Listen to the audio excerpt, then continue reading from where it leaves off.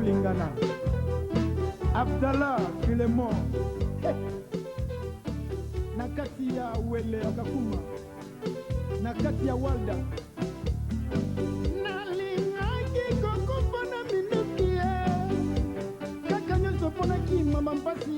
This is a message you must hear of how to heal the land and save the people of Zaire. Reverend Dr. Stephen Zita has the only reasonable, honest plan that started in 1990 with 3 men, Tom Walker, Robert Oakley, and Dr. Zita himself. It is a plan of hope, inspired by God through reconciliation, resurrection, revival, reconstruction, and restoration. Say goodbye to the dinosaur. Come back to God so your land may be healed. Say goodbye to the dinosaur and receive the message of hope through Reverend Dr. Stephen Zita, the man to effect positive change in Zaire. Dr. Zita, your only hope for democracy in Zaire. Dr. Zita, your only choice for president.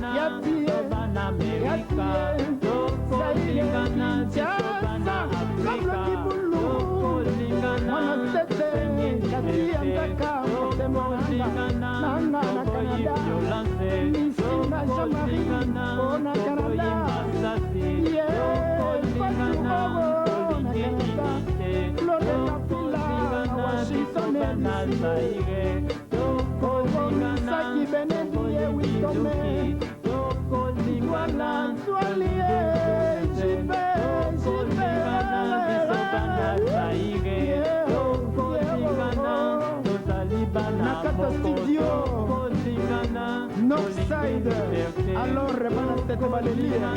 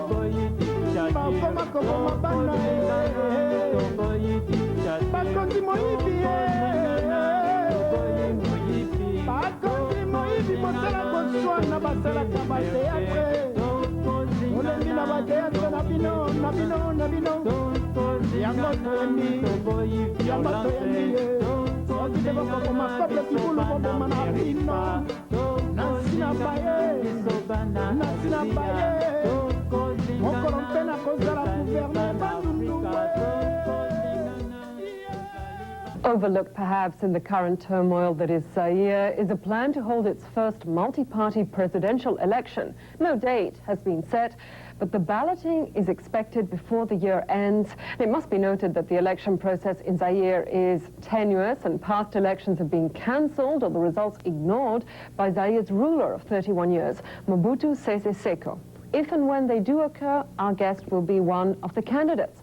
Stephen Nziza is the founder of both the People's Progressive Party and the International Christian University of Zaire, Zambia, and Congo. He has lived and worked in the US as a pastor since 1982. Dr. Nziza, if we look at Zaire now, we have the president undergoing cancer treatment in Monaco. We have the prime minister in Nairobi, who's in fact been ousted from power by the parliament. Is anyone in power in Kinshasa? Yes, what you have right now in Kinshasa is an example of a vacuum and the end of the old regime. The people of Zaire are demanding change, and the time for change has come. We want democracy, we want elections, and we're ready to vote our leaders. Why would you want to be president? The people of Zaire have suffered enough.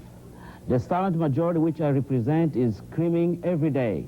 They want Mobutu to go, and they want the small minority, the elites, who are destroying our country, to leave.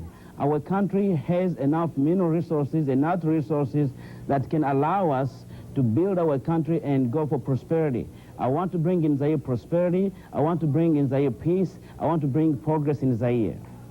But you have been outside the country for 15 years. What gives you the confidence that the people will really recognize you as their leader?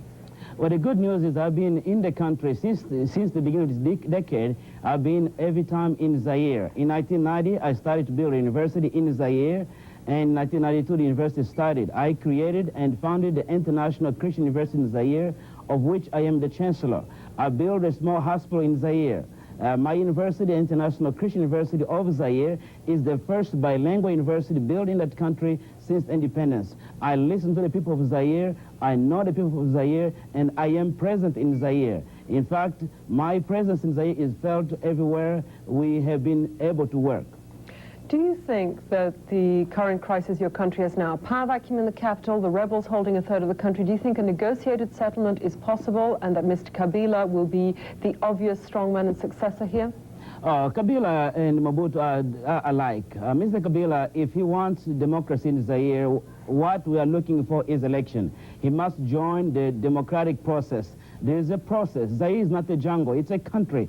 Mr. Kabila and Mr. Mobutu are the same people. We cannot trade from one dictator to another dictator. Mr. Mobutu came to us and lied to us in 1965 when he took over power, promising elections, and Kabila is coming with the same tactic. We don't need another strong man. We need elections. We're ready for election, and Mr. Kabila is welcome to come and participate in the process of elections. Do you think at this stage a negotiated settlement is possible to end the civil war? There is no civil war in Zaire, though it may seem like it is. People of Zaire want Mobutu out, and Mr. Kabila is not fighting any real army. Mr. Mobutu disarmed the army in 1989, so what we have now is Kabila walking in a real vacuum. The only military power that is in Zaire is in Guadalito, Mobutu's home village, and the rest of Zaire has no real defense to protect themselves. What do you think the existing supporters of President Mobutu, what do you think their next tactic will be? Well, I believe that Mobutu's camp is confused. Kabila and Mobutu both are supported from outside, and inside the country, Mobutu's people are in panic because they understand this is the end of their era. And the people of Zaire want election, need election, and are demanding election right now. You keep mentioning the need for elections, but what gives you the confidence that there will even be elections in Zaire? Well, the only hope for Zaire is democracy. And the only way democracy can work is when people can vote.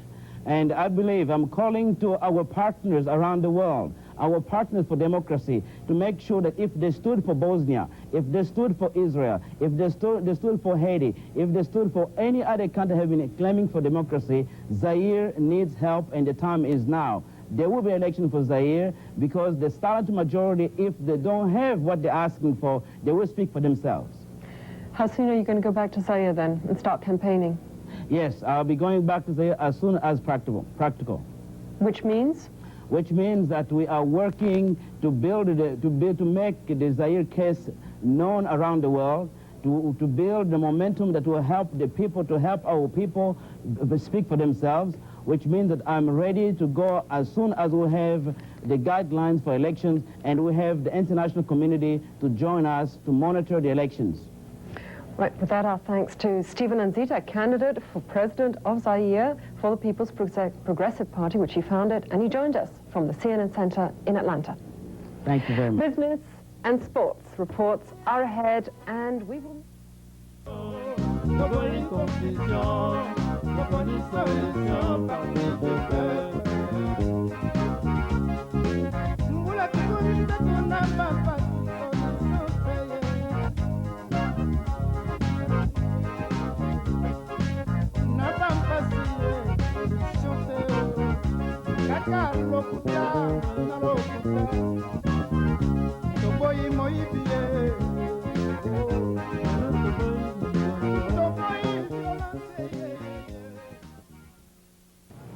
ladies and gentlemen,